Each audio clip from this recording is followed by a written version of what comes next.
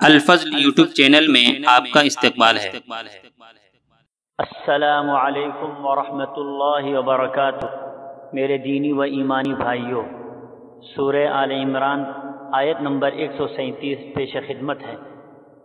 اعوذ باللہ من الشیطان الرجیم، قد خلت من قبلكم سنن فسيروا في الأرض فانظروا كيف كان عاقبة المكذبين۔ تم سے پہلے بھی ایسے واقعات گزر چکے ہیں، زمین میں چل پھر کر دیکھ لو کہ آسمانی تعلیمات کو جھٹلانے والوں کا کیا انجام ہوا ہے۔ بزرگوں اور دوستوں، اللہ کی عادت اور طریقہ یہ رہا ہے کہ اللہ تبارک و تعالیٰ نے بندوں کو سمجھانے اور عبرت حاصل کرنے کے لیے پچھلی قوموں کے حالات سے باخبر کیا، تاکہ نافرمان اور باغی بندوں کو عبرت اور سبق ہو۔ اس کے لیے بہت ساری نشانیاں زمین میں پھیلا دی ہیں۔ حضرات، کبھی کبھی مومن و مسلمان بندوں پر پریشان کن حالات بھی آئے۔ ان حالات میں جب وہ صبر و استقامت کا پہاڑ بن کر ثابت ہوئے تو پریشان کن حالات اطمینان و سکون میں تبدیل ہو گئے۔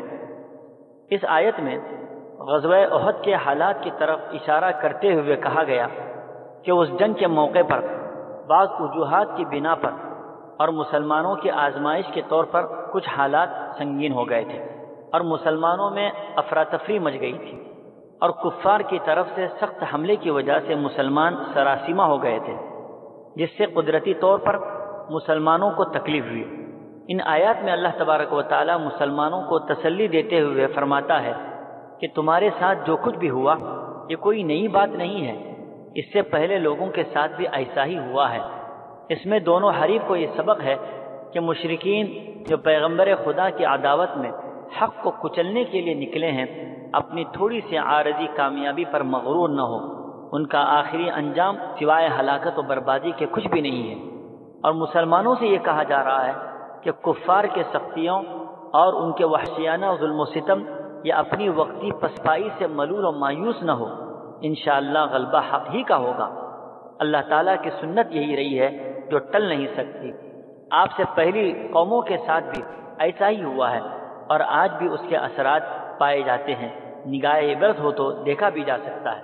اللہ تعالیٰ ہم سبوں کو ان آیات پر اپنے ایمان کو مضبوط بنانے کی توفیق عطا فرمائے، آمین۔ وآخر دعوانا ان الحمد للہ رب العالمین۔ اس چینل کو سبسکرائب کریں اور اس کو زیادہ سے زیادہ شیئر کرنے کی کوشش کریں۔